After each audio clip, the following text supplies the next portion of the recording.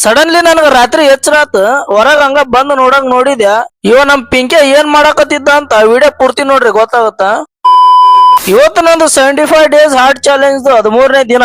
ಇವತ್ತು ನಾನು ಬೆಳಗ್ಗೆ ಎದ್ದುಗಳೇನ ಸೀದಾ ಫಾರಂ ನಿಂತ್ರ ನಾಷ್ಟ ತರಕ್ ಬಂದೆ ಇಲ್ಕಲ್ಲಿಗೆ. ನಾಷ್ಟ ಎಲ್ಲ ಕಟ್ಟಿಸ್ಕೊಂಡು ಸೀದಾ ತಗೊಂಡೋಗಿ ಫಾರಮಿಗೆ ಕೊಟ್ಟು ಮತ್ತೆ ವಾಪಸ್ ಮನಿ ಕಡೆ ಬಂದೆ. ನಾನು ಮನಿಗ್ ಬಂದ್ಗಳೇನ ಮನೆಗ್ ಬೇರೆ ಓಟ್ಸ್ ಮಾಡಿಟ್ಟಿದ್ರು. ಆ ಓಟ್ಸ್ ನ ತಿಂದಾದ್ಮ್ಯಾಗ ಒಬ್ಬ ಒದ್ರಕತ್ಬಿಟ್ಟ. ಅದಕ್ಕೆ ಇವ್ನಿಗೆ ಸ್ವಲ್ಪ ಹಾಲ್ ಹಾಕಿ ಅದಾದ್ಮ್ಯಾಗ ಸ್ವಲ್ಪ ರೆಸ್ಟ್ ಮಾಡಿದೆ. ಸಾಯಂಕಾಲ ಬೇರೆ ಆಯ್ತು, ಜಿಮ್ಮಿಗ್ ಟೈಮ್ ಆಯ್ತು ಅಂತೇಳಿ ಜಾಕೆಟ್ ತಗೊಂಡ್ ಹೊಂಟೆ. ಡೈಲಿ ಲೇಟ್ ಆಗ್ತಿತ್ತು ಜಿಮ್ಮಿಗೆ ಹೋಗೋದು, ಇವತ್ತೊಂದ್ ಸ್ವಲ್ಪ ಜಲ್ದಿನ ಹೊಂಟಿನಿ. ಮೆಲ್ಕ ಜಿಮ್ಮಿನ ಕಡೆ ಬಂದು ಜಿಮ್ ಒಳಗೆ ಎಂಟ್ರಿ ಕೊಟ್ಟು ಸ್ವಲ್ಪ ಸೈಕಲ್ ಹೊಡ್ದೆ. ಸೈಕಲ್ ಹೊಡ್ದಾದ್ಮ್ಯಾಗ ಪುಷಪ್ಸ್ ಹೊಡಿಬೇಕಂತ ಹೊಂಟಿದ್ದೆ. ಸ್ವಲ್ಪ ಶೋಲ್ಡರ್ ಹೆವಿ ಪೇನ್ ಹಾಕತಿತ್ತು, ಆದ್ರೂ ಬಿಡ್ಲಿಲ್ಲ. ಇವತ್ತು ಟ್ರೈಸಪ್ ಇತ್ತಲ್ಲ, ಅದಕ್ಕೆ ಪುಷಪ್ಸ್ ಹೊಡ್ದು ಟ್ರೈಸಪ್ ವರ್ಕೌಟ್ ನ ಸ್ಟಾರ್ಟ್ ಮಾಡಿದೆ. ಇವತ್ತೊಂದ್ ಸ್ವಲ್ಪ ಟ್ರೈಸಪ್ ವರ್ಕೌಟ್ ಚಲೋ ಆಯ್ತು. ವರ್ಕೌಟ್ ಎಲ್ಲ ಮುಗಿಸ್ಕೊಂಡು ಮನಿ ಕಡೆ ಕಾಲ್ ಬಿಟ್ಟೆ. ನಾನು ಮನಿ ಕಡೆ ಬಂದು ರಾತ್ರಿ ಊಟಕ್ಕೆ ರೆಡಿ ಮಾಡ್ಕೊಳಕತ್ತಿದ್ದೆ.